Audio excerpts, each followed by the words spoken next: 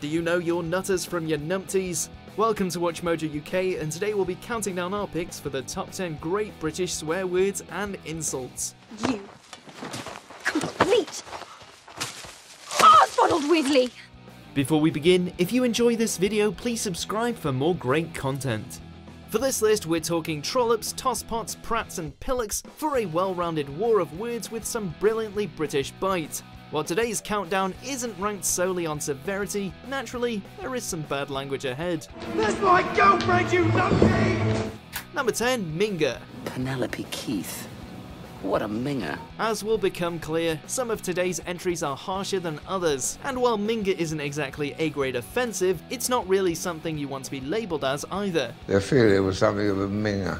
Usually aimed at an unattractive or in some way unpleasant person, it had its heyday in the 90s and noughties, but still occasionally crops up in uncouth conversation.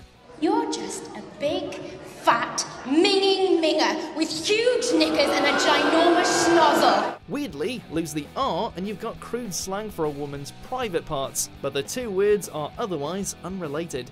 We ain't got enough fit women, and we've got too many mingers. No offence, Karen. Number 9, Shite. It's a lot of shite, this place. A lot of shite. I wish I could just escape, get away with everybody. It's a lot of shite. Drop the E and you've got a globally recognised word relating to any kind of excrement. But if you're sick of the linguistic status quo, what better way to uproot the English language than by adding another vowel to a swear word? Did you have shite? Shite just sounds a whole lot better, and a little bit happier than its shorter, spikier alternative. Doesn't it make you proud to be Scottish? It's shite being Scottish! Feg achieves a similar feat if you're looking for a slighter, safer version of the F-bomb. And what do you say to a cup? Take off, cop! Number 8, Plonker. You Plonker! You think I don't know the toilet when I see one? As probably the least offensive word on today's list, Plonker was of course popularised by Only Fools and Horses, and usually at Rodney's expense. You Plonker! The term dates back to the 1800s, when it really did mean a person who plonks, with plonk relating to an action that's clumsily carried out. Plonker.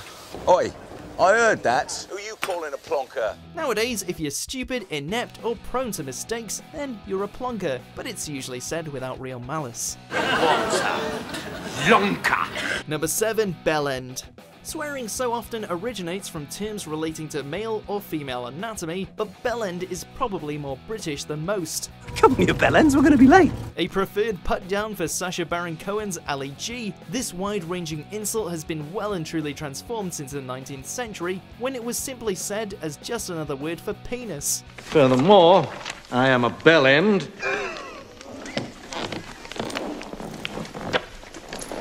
And size matters too, but if you're a bigger bellend than somebody else, it isn't a good thing. This run, you bellend! Number 6, piss off. A quintessential curse for any boorish Brit, piss is more verbally versatile than your average offensive idiom. Piss off.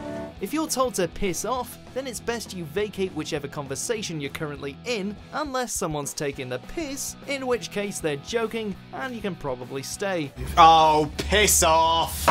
What? But maybe they're really pissed, as in they're really angry, or they might just be pissed as in plastered, as in drunk. Either way, it's not entirely clear how a slang term for urinate came to mean so much, but we'll go with it anyway. Now piss off. Piss off yourself. Number 5, bugger. You're alright for a black fella. Oh yeah. While bugger began life as a medieval slur linked to sodomy, and in some instances still bears links with certain sexual practices, it has taken on all manner of meanings in contemporary speech. Bugger me! As a direct insult, someone's a bugger if they're particularly annoying. But you can also be told to bugger off, meaning leave, and you can have bugger all if you haven't anything to give. Go on, bugger off. A well-rounded swear word, it's a go-to term for the well-spoken sort. Bugger, bugger, buggity, buggity, buggity. Number 4, wanker. We're busting out the big guns now. Bus wankers!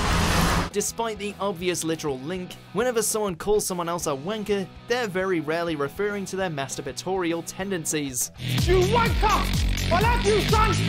In fact, the term is typically aimed at any generally unlikable person for a variety of reasons.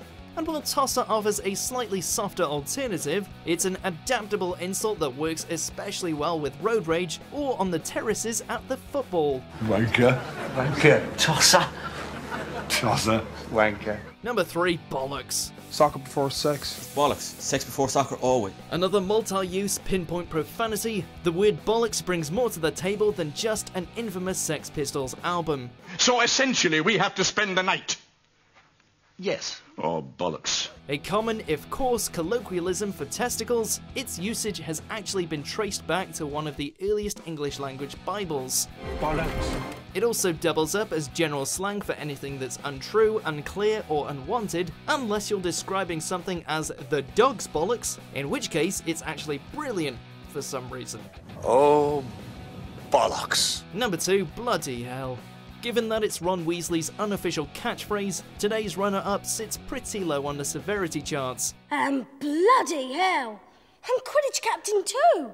But few phrases feel as intrinsically British as bloody hell. It's our version of the Americans' holy moly, delivered whenever someone experiences sudden anger or surprise, for better or worse. No, open the gate, please! Please! Please! Help us! Please! Please! Bloody hell. And you can usually get away with saying it in most situations too.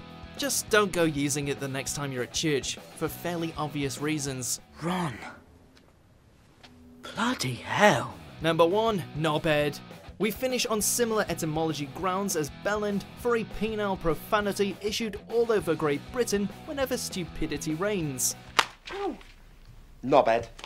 As a close synonym for the similarly disparaging dickhead, knobhead ticks all the boxes as an effective expletive and insult.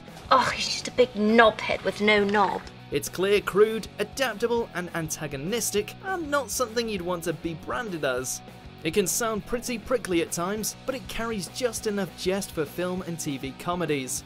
An insulting all-rounder, it's swear word supreme. The Secretary of State wonders if you can spare a word. Knobhead! That's the word I can spare.